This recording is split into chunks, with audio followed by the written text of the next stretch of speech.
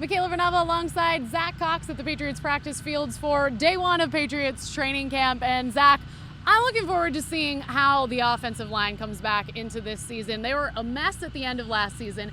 How will the return of Dante Scarnecchia affect things going into 2016? Well, I'm sure they're hoping it'll improve. I mean, Dante Scarnecchia was a guy who was the offensive line coach for 15 seasons before he retired after the 2013 season. Even before that, he was with the team for many years before that. So he's a very, very well-known name in Foxborough. And he spoke yesterday, and he said he really wants to build some consistency and continuity in this group, which is a group that really had none of that last year. They had 41 different offensive line combinations, which was by far the most in the NFL. Some of that was due to injury, but some of that was due to their they installed a little bit of an offensive line rotation early in the season, and it just never really seemed to work. So Scarnecchia said, he was talking yesterday, he says sometimes you have to mix it up a little bit, but he wants to get 5 guys and keep those 5 guys as much as possible. Well, Scarnecchia is going to be preparing their line to be protecting Jimmy Garoppolo rather than Tom Brady. How does that affect their preparation during training camp? I don't know if it'll affect their preparation all that much, but I mean, Jimmy's not going to be making his reads, not going to be making his adjustments, not going to be making his calls as quickly as Brady. Obviously, Brady's a guy who's one of the greatest quarterbacks of all time. He's been in this offense his entire career.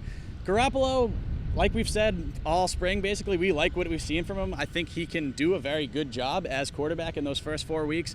But he's gonna need a little bit more time. I think that's only natural for a guy who he's still yet to start his first NFL game.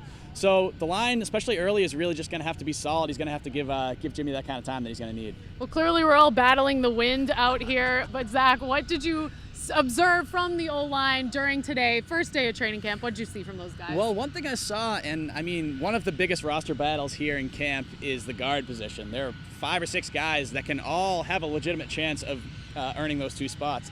Today with the first team, you saw rookie Joe Tooney, who everybody seems to like. He's been getting a lot of good publicity lately. And you saw Jonathan Cooper, who came over in the Chandler Jones trade earlier this offseason.